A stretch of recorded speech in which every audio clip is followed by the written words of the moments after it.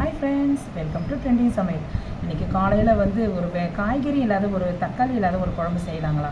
அதுக்கு என்னென்ன பொருள், என்னென்ன இது தேவையான பொருளெல்லாம் போட்டோன்னா அந்த குழம்பு நல்லா இருக்கும்னு சொல்லிட்டு நமக்கு தெரியும். அது எப்படி செய்யலாம்னு சொல்லிட்டு நம்ம இப்போ வீடியோக்குள்ளே போய் பார்க்கலாமா? வாங்க போகலாம். ப்ரைஸலாடுங்க.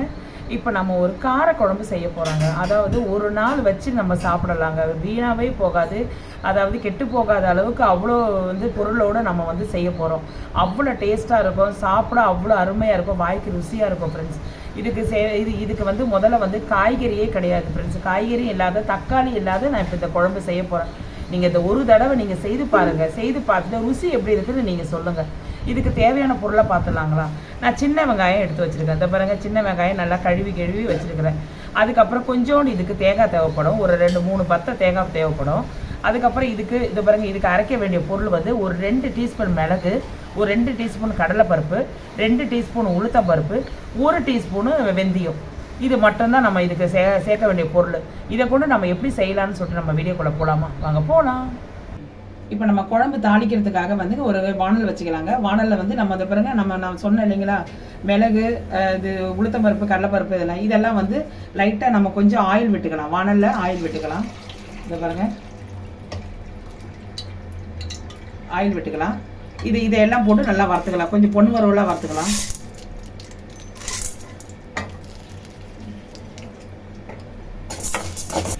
இதில் 1 டீஸ்பூன் சீரகம் போட்டுருங்க. ஏன்னா சீரகம் முதலே போடணும்னா கருகிடும். அதனால நம்ம இப்போ போட்டுக்கலாம். சீரகம் போட்ட உடனே தேங்காவை போட்டுருங்க. 1 நிமிஷம் தான் ஃப்ரெண்ட்ஸ். 1 நிமிஷம் தேங்காவை கொஞ்சம் இது பண்ணிட்டு ஆஃப் பண்ணிடுங்க. ஏன்னா அப்படியே இருக்கக்கூடாது.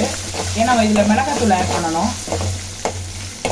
இப்போ அடுப்பை ஆஃப் பண்ணிட்டு நம்ம குழம்பு மிளகாத்தூளை சேர்த்துடலாம். ஏன்னா அப்படியே நம்ம சேர்த்தோன்னா கருகிடும்.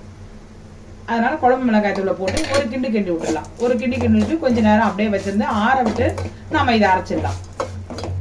மிக்சி பவுலில் அரைச்சிடலாம். இப்போ நம்ம குழம்பு தாளிச்சு விட்டுடலாங்க. இதில் ஒரு பேனில் எண்ணெய் ஊற்றி வச்சுருக்கேன். எண்ணெய் காயட்டும். இதில் எண்ணெய் இது பொரியுது. இதில் கொஞ்சம் வெந்தயம் போட்டுக்கோங்க. வெந்தயம் போட்டோடனே கடுகு போட்டுக்கோங்க, கடுகு உளுத்த பருப்பு. இப்போ கருவேப்பிலை போட்டுக்கலாங்க. இந்த நேரத்தில் நம்ம ஆனியனை போட்டுடலாம். ஆனியன் நல்லா வதங்கட்டும்.